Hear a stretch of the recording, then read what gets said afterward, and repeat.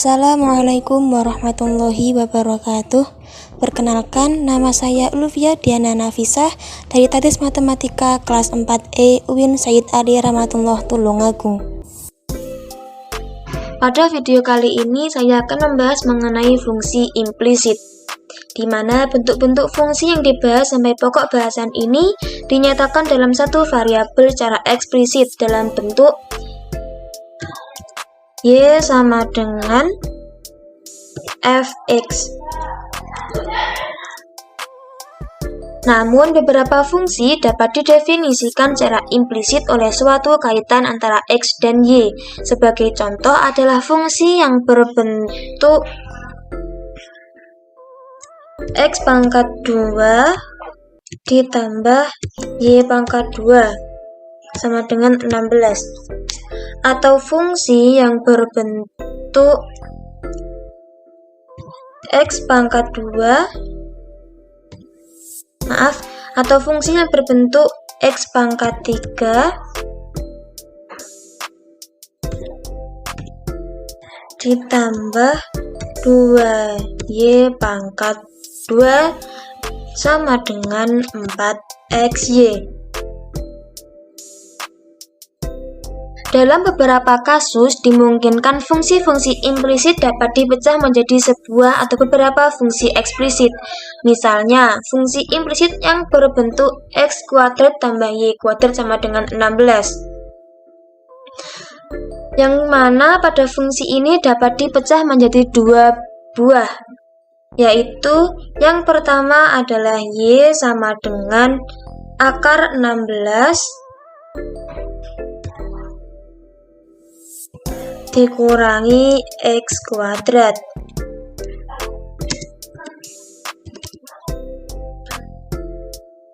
Dan yang kedua yaitu y sama dengan negatif akar 16 dikurangi x kuadrat.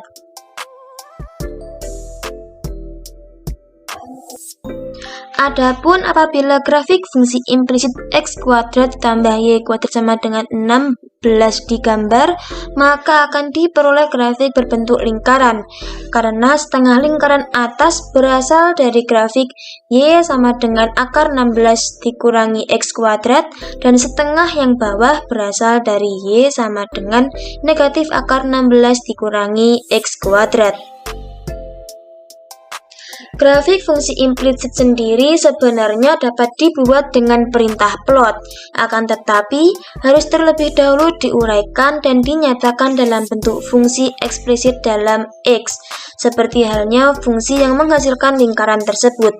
Tentu saja hal ini akan membutuhkan banyak waktu. Untuk memudahkan hal itu, Maple menyediakan function khusus untuk menggambar grafik fungsi-fungsi implisit. Dengan bentuk sintaknya ialah kita bisa menuliskan dengan with dalam kurung plots titik 2 ataupun dengan implicit plot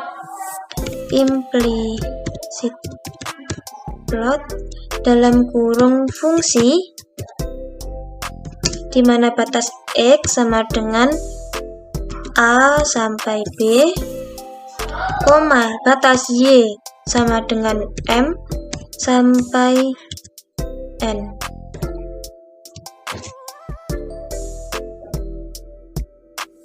Dengan perintah implicit plot sendiri juga menggunakan paket plots.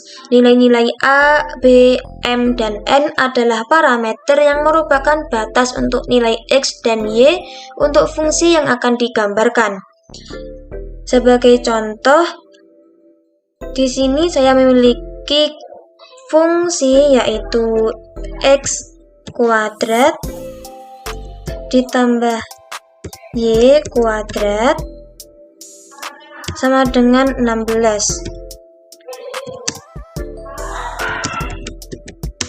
Pada x elemen bagian dari negatif 10,10.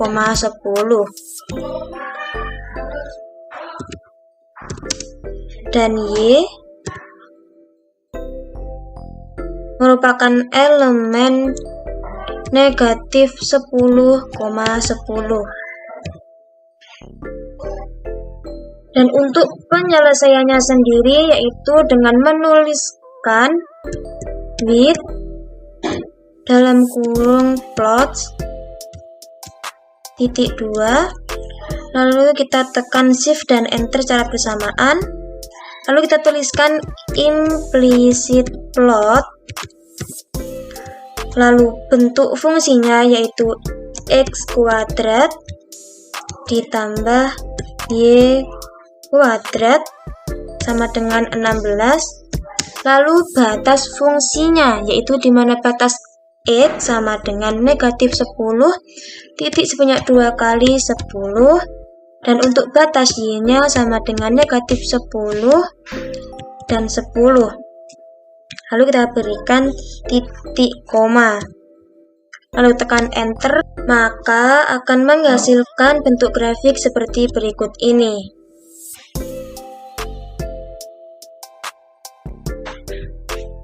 Pada gambar yang telah muncul, tampak bahwa nilai X dan Y antara negatif 4 sampai dengan 4. Padahal dalam perintah dituliskan untuk nilai negatif 10 sampai dengan 10. Hal tersebut menggambarkan bahwa fungsi hanya terdefinisi untuk nilai X dan Y pada interval negatif 4 dan 4. Dan untuk contoh fungsi implisit yang kedua, di sini saya memiliki gambarlah grafik fungsi 2 dalam kurung x kuadrat ditambah y kuadrat tutup kurung dikuadratkan lagi sama dengan 25 x kuadrat dikurangi y kuadrat, dengan batas untuk x dan y adalah elemen negatif 4,4. Dan untuk penyelesaiannya kita bisa menuliskannya dengan menulis with dalam kurung plot titik 2, lalu kita tekan enter dan shift secara bersamaan, lalu kita tuliskan implicit plot dalam kurung bentuk fungsinya yaitu 2 dalam kurung x kuadrat ditambah y kuadrat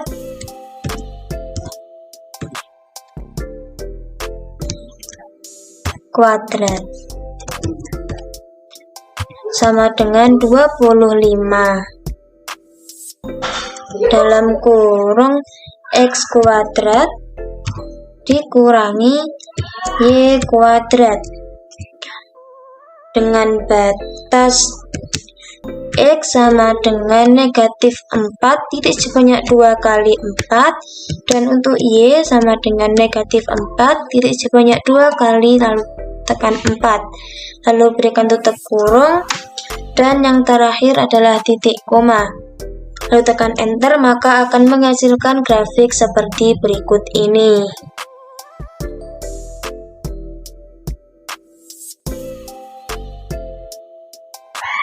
Nah, pada gambar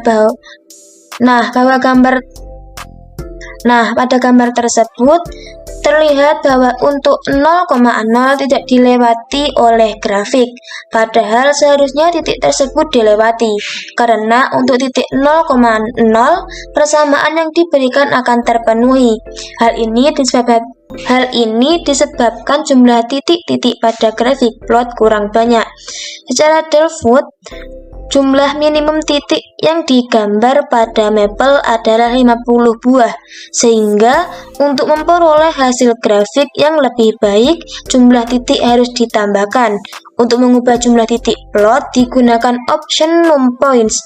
Berikut ini perintah implicit plot yang sudah diubah jumlah titiknya menjadi 1000. Di mana bentuk sintaknya menjadi implicit plot dalam kurung bentuk operasi grafiknya yaitu 2x² ditambah y² dikuadratkan lagi sama dengan 25 dikalikan x²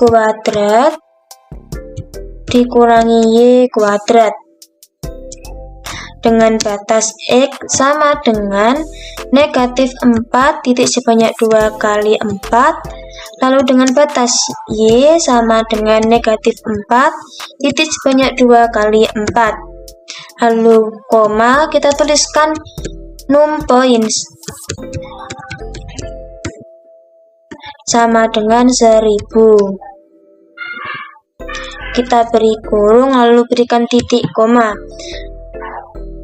lalu tekan enter, maka akan menghasilkan grafik seperti berikut ini.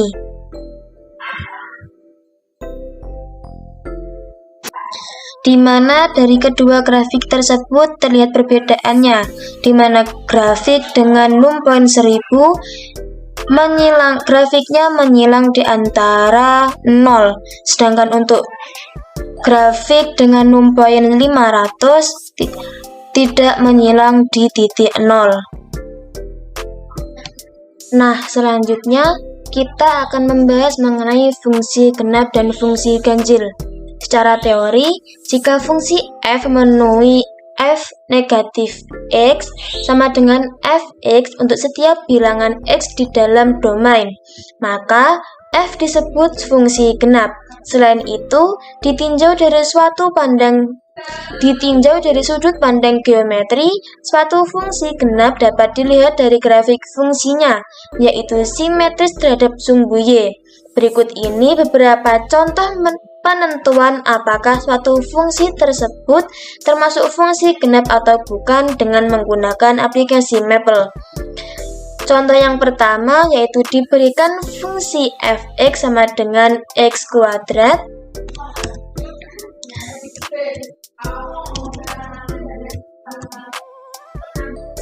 Dengan menggunakan Maple, tunjukkan bahwa fungsi tersebut merupakan fungsi genap. Untuk penyelesaiannya, kita bisa mendefinisikan terlebih dahulu fungsinya, yaitu f(2) sama dengan nama fungsinya adalah fungsi x, lalu kita beri tanda panah, lalu kita tuliskan bentuk operasinya, yaitu x². Selanjutnya kita tuliskan f dalam kurung negatif x, lalu tekan enter, maka akan menghasilkan x². Nah, dari perintah ini akan tampak bahwa bentuk fx akan sama dengan f negatif x, yaitu akan menghasilkan x². Selanjutnya akan dilihat dari sudut pandang geometri, yaitu dengan membuat grafik fungsi fx. Dengan menggunakan Maple diperoleh grafik fungsi fx seperti berikut. Langsung saja kita tuliskan bentuk sintaknya, yaitu kita tuliskan plot dalam kurung x². Lalu tekan enter, maka akan menghasilkan grafik seperti berikut ini. Selain fungsi genap, ada pula suatu fungsi ganjil, di mana jika suatu fungsi f memenuhi f negatif x sama dengan negatif fx untuk semua x dalam domain, maka f disebut fungsi ganjil. Seperti halnya fungsi genap, karakteristik fungsi ganjil juga dapat dilihat dari grafik. Grafik fungsi ganjil simetris dengan titik asal 0,0. Jika telah dipunyai grafik fungsi f untuk x lebih dari sama dengan 0, maka grafik untuk x kurang dari 0 diperoleh dengan memutar 180 derajat terhadap titik 0,0. Sebagai contoh, diberikan fungsi f(x) sama dengan x pangkat 3. Dengan menggunakan mapel, tunjukkan bahwa fungsi tersebut termasuk fungsi ganjil.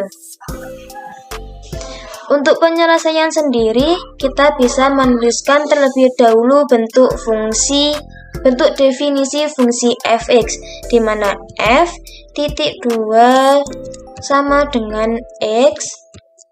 Lalu kita beri tanda panah, kita tuliskan operasinya, yaitu x pangkat 3.